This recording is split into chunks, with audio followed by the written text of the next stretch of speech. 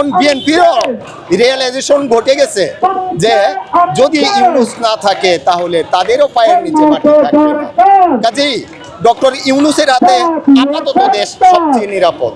যদি নাকি ভারতের আধিপত্য থেকে, ভারতীয় হেজিমনি থেকে আমরা দেশটাকে রক্ষা করতে চাই, দেশটাকে বাঁচাতে চাই, রাষ্ট্রটাকে নতুন করে আমাদের মতো জনগণের জন্যে গঠন করতে চাই, ডক্টর ইউনূসই আমাদের জন্য ভরসার স্থল।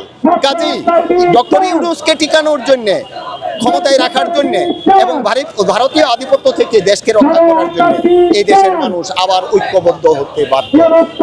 কাজেই এখানে একমাত্র আওয়ামী লীগ ছাড়া, ভারত ছাড়া আমাদের প্রতিপক্ষ নাই। যেসব প্রতিপক্ষের কথা বলেন সেটা কেটে যাবে এখানে যদি জমায়েতটা ঘটানো হয়। যে আমরা কোন দল করব, কোন দলে যাব, আমরা নিশ্চিত না। এখন আমরা সেইভাবে সিদ্ধান্ত নিইনি। আমরা হতে পারে যে তিনি বিএনপিতেও যোগদান করতে পারেন, যে ভূঁইয়ার কথা বলছে, আসিফ ভূঁইয়ার কথা বলছে, তো এটা তো হতে পারে। এখন একজন উপদেষ্টা তো পদত্যাগ করেছে, এটা তো পরিষ্কার, এবং তিনি পদত্যাগ করেই তার দল গঠন করেছেন।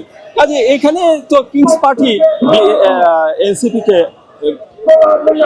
বলা, কেউ বলেছেন, কিন্তু আমি এটা মানতে রাজি না, কোনোভাবেই না। বরঞ্চ সুযোগ সুবিধা মূলত পাচ্ছে বিএনপি, এবং আমি বলি যে ডিফেক্ট গভর্নমেন্ট হচ্ছে বিএনপি এই মুহূর্তে। সরকার আসলে যে সচিবালয় এবং যে প্রশাসন, মাঠ পর্যায়ে যে প্রশাসন, সেই প্রশাসনের কর্তা বিএনপির সমর্থিত লোক অবস্থান করছে। কাজে মূল যেটা বিএনপি চালাচ্ছে।